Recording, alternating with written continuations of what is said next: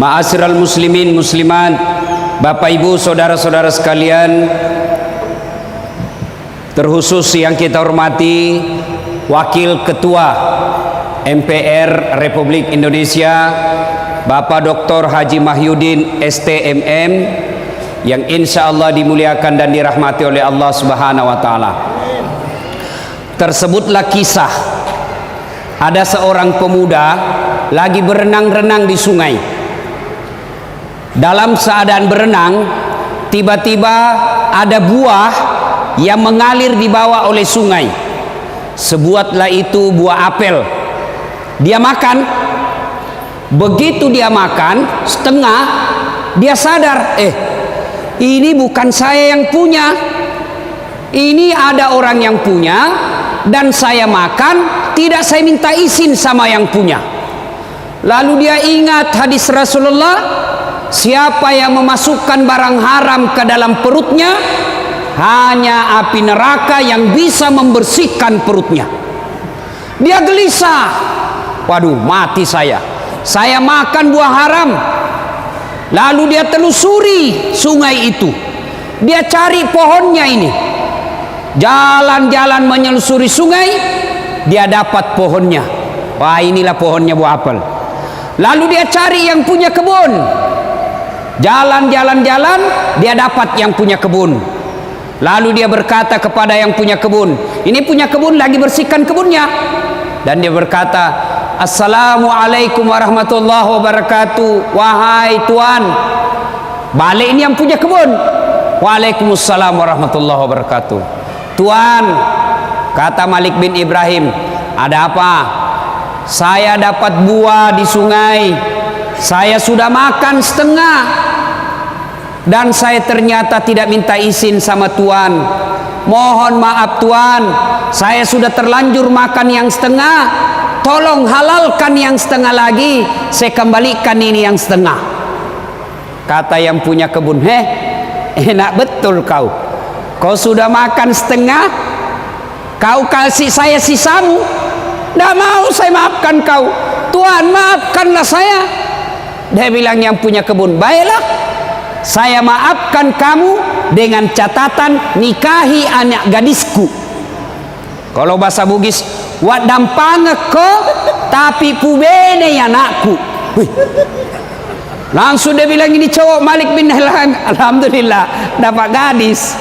Tapi dia bilang ini orang yang punya kebun, yang kau terlalu cepat senang bos. Ini anakku tuli bisu buta lumpuh. Anak gadisku tuli buta bisu lumpuh. Dia bayangkan anakmu, apa enaknya? Dia bilang, ya terserah, kau mau saya halalkan yang kau sudah makan, nikahi anakku. Kau tidak mau nikahi, haram itu yang kau makan, saya tidak halalkan. Gelisah, pilih cewek buta atau masuk neraka? Dia ingat lagi, tidak ada yang bisa membersihkan kecuali api neraka. Oke, kata anak muda ini Malik bin Ibrahim, baiklah tuan, saya nikahi anakmu. Sudah dinikahkan. Setelah dinikahkan, lalu bapaknya berkata, anak muda, silakan kau jemput istrimu, silakan kau masuk di kamarnya. Jalanlah anak muda ini berpikir, aduh apa enaknya tuli bisu lumpuh. Dia ketuk pintu. Assalamualaikum warahmatullahi wabarakatuh. Selang beberapa saat keluar kedengaran suara perempuan, Waalaikumsalam warahmatullahi wabarakatuh. Kaget. Berarti dia tidak bisu, karena dia jawab salamku. Berarti dia tidak tuli, dia dengar salamku. Lalu dia buka pintu, dia masuk. Lalu dia datang ini perempuan, dia jabat tangan suaminya. Berarti dia tidak buta. Dia lihat tanganku, dia jalan menghampiri suaminya. Berarti dia tidak lumpuh. Kenapa? Dia bisa jalan. Dia tidak perlu istrinya. Kaget, tidak buta, tidak tuli, tidak bisu, tidak lumpuh. Dia lari ke mertuanya. Pak, balik-balik kok. Ini kalau bahasa Bugis balik-balik bohong. Banyak juga orang Bugis di sini. Banyak. Masya Allah. Di mana-mana saya banyak orang Bugis ini, Pak. Di Biduk-Biduk banyak orang Bugis. Samarinda seberang banyak juga orang Bugis. Sangatta banyak orang Bugis. Di Bontang Kuala mau orang Bugis semua situ. Saya masuk penjara ada juga orang Bugis. Bubuhan Bugis ini luar biasa. Lalu dia bilang, ini bapak bohongi saya. Kenapa bapak katakan anaknya buta padahal dia melihat? Apa kata ini bapak? Anak muda, anak gadisku sebenarnya sudah banyak yang lamar.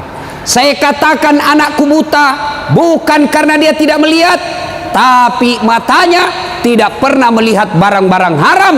Tidak seperti anak muda di Indonesia sekarang suka lihat film porno di HP-nya. Bukan cuma anak muda, orang tua juga. Lalu dia bilang lagi, lalu kenapa bapak katakan anaknya bisu?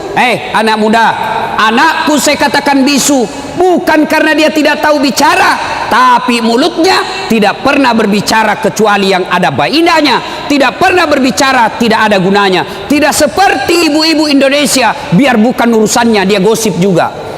Biar Ustadz Dasat gosip juga. Lewat langsung, itu lagi Ustadz Dasat, itu juga wajunya waktu di TV One. Kenapa? Khususai kok tukang gosip. Lalu dia kita anak-anak muda ini, lalu kenapa bapak katakan anaknya tuli? Anakku saya katakan tuli bukan karena tidak bisa mendengar, tapi karena telinganya tidak pernah mendengar sesuatu yang bukan urusannya. Begitu, iya. Lalu kenapa bapak katakan anaknya lumpuh? Anakku saya katakan lumpuh bukan karena dia tidak bisa berjalan, tapi karena kakinya tidak pernah melangkah kecuali langkah-langkah fisabilillah. Tidak pernah pergi tempat biliar, tidak pernah pergi tempat main karaoke, tidak pernah pergi tempat sabung ayam. Kakinya selalu dia pakai berjamaah di masjid. Wah, kata anak muda, berarti bagus sekali tuh anakmu, Pak. Dia bilang, iyo, ini anak gadisku banyak dia lamari, tapi tidak ada yang lulus. Lalu kenapa bapak pilih saya? Saya pilih kamu karena saya yakin pasti kau orang baik.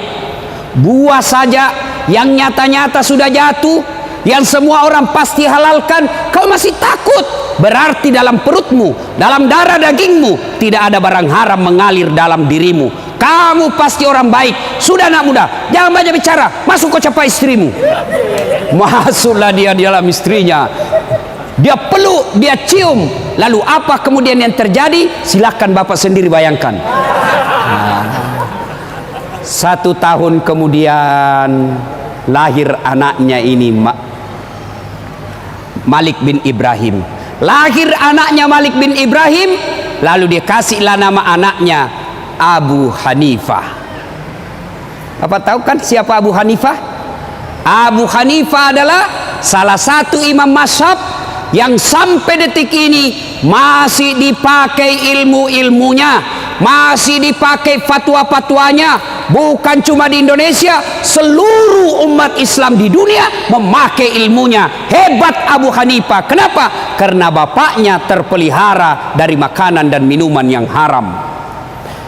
Inti ceramah kita ini, bapak mau punya anak seperti Abu Hanifah, meskipun bapaknya sudah meninggal, ilmu-ilmu anaknya dipakai sampai detik ini, maka disebut amal jariah. Meskipun dagingnya sudah hancur, meskipun tinggal tulang belulang, tinggal tengkorak, tapi amal-amalnya tetap mengalir. Kenapa? Karena dia punya anak yang bagus ilmunya. Kenapa? Karena bapaknya tidak pernah memakan dan meminum serangan fajar.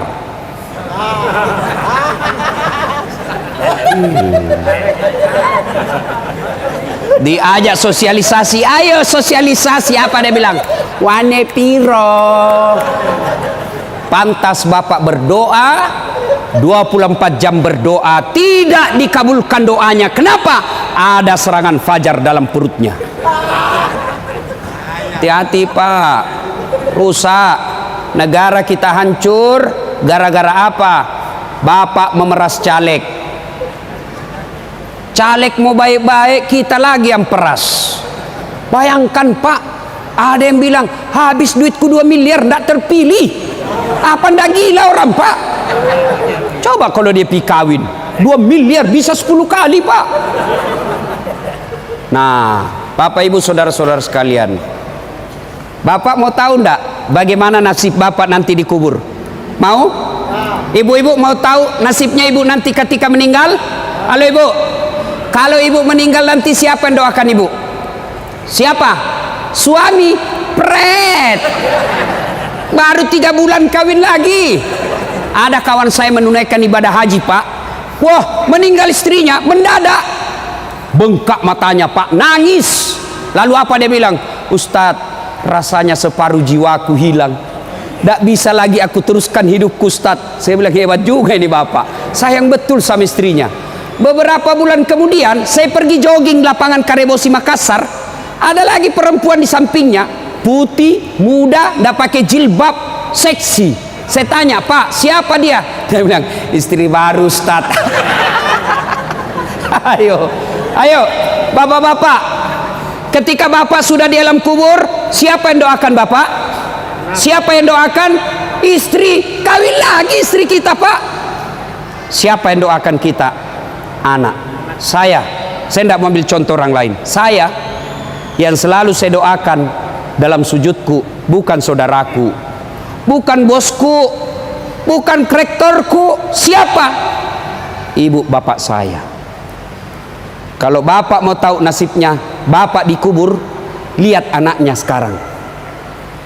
Kalau sampai 30 malam tarawih selalu ada di masjid, bapak sudah kaya. Anaknya jam 4 pagi, 4 sore pergi main futsal, pergi main skater, pergi main bulu tangkis, pergi jogging.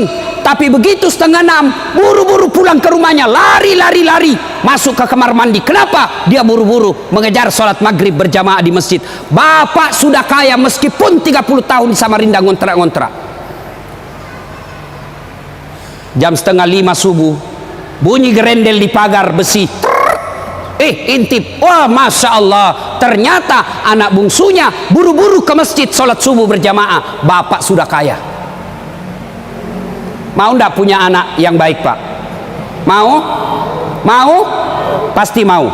Salah satu resepnya, belajar dari kisah, jangan sentuhkan anakmu makanan dan minuman yang haram. Coba lihat anak-anak pejabat yang korup, yang menghalalkan segala cara, halal haram hantam, tidak punya rasa malu. Mobil korupsi dia pamer, rumah korupsi dia pamer. Coba lihat anaknya, 3 anaknya, 1 pengedar, 1 pengisap, 1 kawin lari di bawah bandar. Ayo, maka Bapak Ibu Saudara sekalian, hindarkan anak kita dari makanan dan minuman yang haram. Ada 3 kewajiban orang tua kepada anak. Artinya dia berdosa ketika dia tidak amalkan. Ada 3 kewajiban orang tua. 1, kasih nama yang baik. Biasa lagi orang bilang, apa arti sebuah nama? Bego, dongo, beleng-beleng. Bapak bisa bayangkan seandainya tidak ada nama semua kita di sini. Caleg kemarin kampanye kalau tidak ada semua namanya. Ayo, coblos Anu. Anu siapa?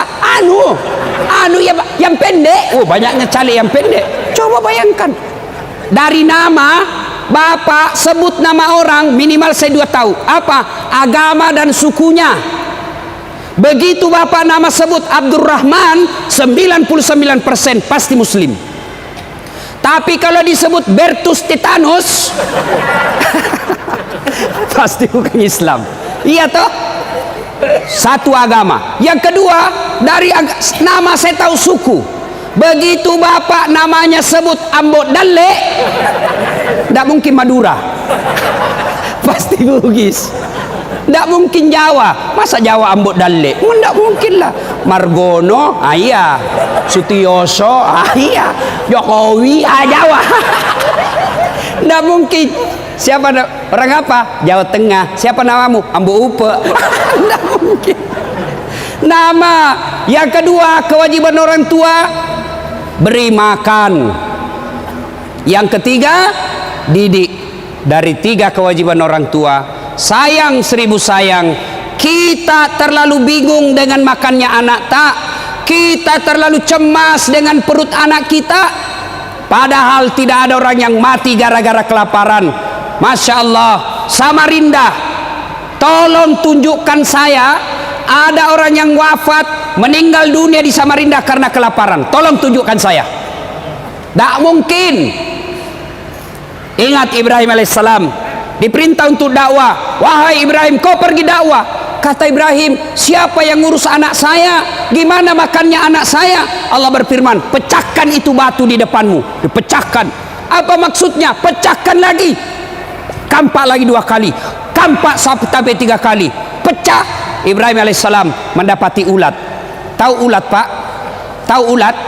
Ulat. Lalu Allah berkata, hei Ibrahim, kau lihat itu ulat. Tidak ada tangannya, tidak ada kakinya, kulitnya sangat halus, batu yang sangat keras. Dia bisa hidup dalam batu yang sangat keras. Siapa yang jamin rezekinya? Saya, Tuhanmu yang maha kaya. Jangan kau cemas soal perutnya, saya yang punya urusan. Kita, Ibrahim mau meninggal, dia kumpul anaknya. Lalu apa kata Ibrahim? Anakku, ma ta'buduna min ba'di, siapa yang kamu sembah nanti nak? Itu Ibrahim. Kalau kita, nak, ma ta'kuluna min ba'di, apa kau makan nanti, cong? Jangan pikir. Pak, ibu, bapak-bapak, saya tanya, tahu cicak? Tahu cicak, Pak? Bapak-bapak tahu cicak? Apa dia makan cicak? Hah? Nyamuk. Masuk akal enggak? Satu di dinding, satu terbang. Di mana ketemu? Enggak ada terminalnya. Tapi kata lagu kita waktu kecil, cicak-cicak di dinding, diam-diam merayap. Diam-diam merayap. Datang seekor nyamuk. Nyamuk yang datang. Tidak dibilang lagu, cicak lompat ke nyamuk. Wah, setengah mati kasihan cicak. Coba.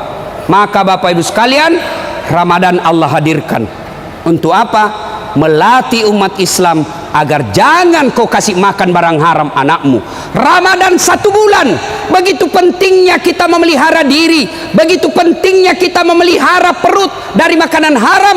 Allah hadirkan 1 bulan untuk apa? Latihan kau jangan makanan haram. Ramadan, jangankan yang haram, yang halal saja kita tahan. Contoh, air kelapa. Halal atau haram? Air kelapa halal atau haram?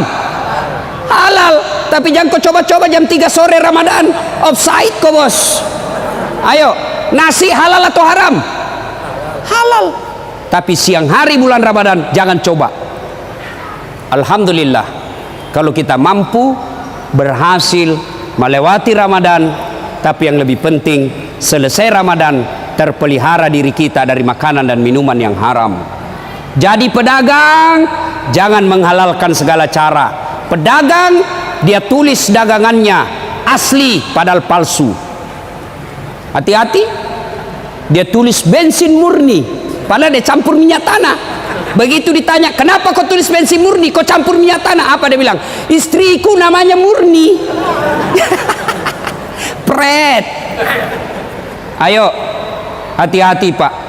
Tidak ada orang mati gara-gara isi perut, tapi yang banyak masuk neraka karena gara isi perut. Kumpul kiri kanan, hartanya dikumpul-kumpul, menghalalkan segala cara, ternyata meninggal. Harta yang ditinggalkan diperebutkan oleh anaknya. Bagus kalau untuk sedekah, tapi dia pakai berjudi dan narkoba. Pada akhirnya Rasulullah sallallahu alaihi wasallam suatu saat menuju ke satu tempat. Dalam perjalanan ke tempat tersebut, Nabi melewati pemakaman. Tahu pemakaman, Pak? Kuburan. Lalu Nabi bersabda, langkahkan kakimu dengan cepat. Orang Bugis bilang, ma peri-peri kok. Cepat. Pulang lagi, lewat makam yang sama. Sahabat ingin langkahkan kaki. Lalu Nabi bersabda, tidak usah buru-buru, kau santai saja. Bersahabat bertanya, ya Rasulullah, tadi waktu pergi buru-buru, langkah kami cepat-cepat, pulang tidak lagi, ada apa ya Rasul? Nabi menjelaskan, waktu pergi tadi itu orang yang ada di kubur disiksa. Saya tidak tahan mendengar, saya tidak tega mendengar dia disiksa, maka saya mau jauh-jauh cepat supaya saya tidak dengar dia disiksa. Waktu pulang saya dapat berita Jibril tidak lagi menyiksanya. Saya dapat berita dari Jibril. Kenapa? Allah perintahkan, berhenti kau siksa itu orang tua. Tidak mungkin ku siksa orang tuanya sementara anaknya di dunia lagi membaca Bismillahirrahmanirrahim dengan nama Allah Maha Pengasih dan Maha Penyayang. Masa bapaknya ku siksa, anaknya menyebut saya Maha Pengasih dan Maha Penyayang. Artinya Bapak, Ibu, saudara-saudara sekalian, yang bisa menolong Bapak ketika Bapak sudah dalam kubur bukan pangkat jabatan. Yang bisa menolong Bapak ketika sudah dalam kubur adalah bukan harta kekayaan, tapi apa? Anak yang soleh dan soleha. Maka salah satu cara agar anak kita menjadi soleh dan soleha, pelihara dirinya dari makanan dan minuman yang haram. Alhamdulillah, Bapak subuh ajak anaknya ke masjid. Ajak anaknya ke masjid. Tidak boleh kita biarkan. Jangan sampai kita husuk tarawih, kita husuk berjamaah, kita husuk berjamaah di masjid, anak kita di jalan keluyuran, anak gadis kita dibonceng cowoknya dan kita tidak peduli. Maka demi Allah, orang tua seperti itu sebelum anaknya masuk neraka, ku ampusakum wa akhlikum nara. Orang tuanya dulu masuk neraka, baru anaknya. Auzubillah min zalik. Semoga ada manfaat. Ini saja.